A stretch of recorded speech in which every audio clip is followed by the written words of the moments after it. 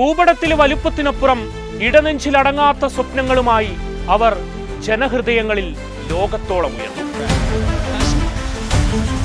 5.25 ലക്ഷം ജനസംഖ്യയുള്ള അറ്റ്ലാന്റിക് സമുദ്രത്തിലെ കൊച്ചു ദ്വീപ് രാഷ്ട്രം ക്യാബോ വെർദെ. ഫുട്ബോൾ ചരിത്രത്തിലെ ഏറ്റവും മനോഹരമായ ഒരു നാടോടി കഥ പോലെ അവരെഴുതിയ ചരിത്രം പതിറ്റാണ്ടുകൾ ഓർമ്മിക്കപ്പെടും. അടങ്ങാത്ത സ്വപ്നങ്ങൾ, ഉറക്കം നഷ്ടമായൊരു ജനതയുടെ ലക്ഷ്യബോധം അതവരെ വിശ്വമാമാങ്ക വേദിയിലേക്ക് വഴിതെളിച്ചു. വിയർപ്പ് തുള്ളികളിൽ അവർക്കിടയിൽ ഒരു സംഘം വിശ്വം ജയിക്കാൻ പടനയിച്ചു. ലോക റാങ്കിങ്ങിൽ 67-ാം സ്ഥാനം അതൊരിക്കലും തങ്ങളെ അളക്കാനുള്ള മാനദണ്ഡമാക്കരുതെന്ന് ഇന്ന് ആ കൊച്ചു രാജ്യം അടിവരയിട്ടു. മറുവശത്ത് കാൽപന്തിന്റെ അമരക്കാരാണ്.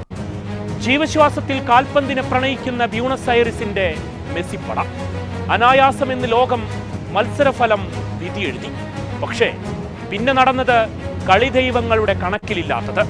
ആഞ്ഞടിച്ച ആൽബി സെലസ്റ്റ്യൻ കൊടുങ്കാറ്റിന് മുന്നിൽ ഒരു 41-കാരൻ രാജ്യത്തിനായി രക്ഷാകവചമൊരുക്കി. ഗോൾവലയ്ക്ക് മുന്നിൽ ചോരാത്ത കൈകളിൽ ആ മനുഷ്യന്റെ നിലനിൽപ്പിന്റെ പോരാട്ടമാണ്.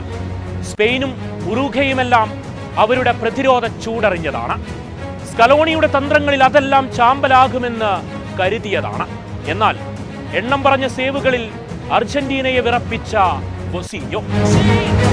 പ്രായവും പാരമ്പര്യവും അതിർവരമ്പ് തീർക്കില്ലെന്ന് അയാൾ ലോകത്തോട് വിളിച്ചു പറഞ്ഞു. ഇടിമുഴക്കം പോലെ പാഞ്ഞെടുത്ത മിശിഹായെ എത്ര നിസാരമായാണ് അയാൾ തടഞ്ഞതത്രയും. പ്രതിരോധം എത്രയോ ഭേദിച്ചെങ്കിലും അയാളെ മറികടക്കുക അതത്രയേറെ കഠിനമായിരുന്നു.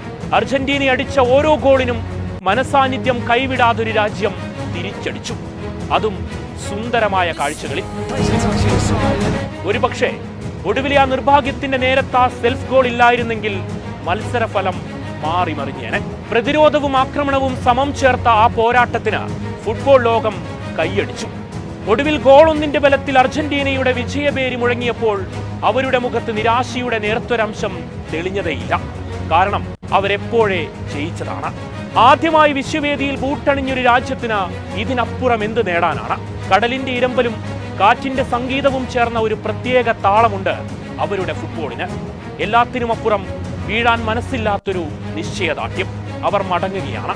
തലയുയർത്തി തന്നെ അവർ തലമുറകളോട് പറയും ലോകത്തിന്റെ മിശിഹായെ സമ്മർദ്ദത്തിന്റെ മുൾമുരയിൽ നിർത്തിയ നിമിഷങ്ങളെക്കുറിച്ച്.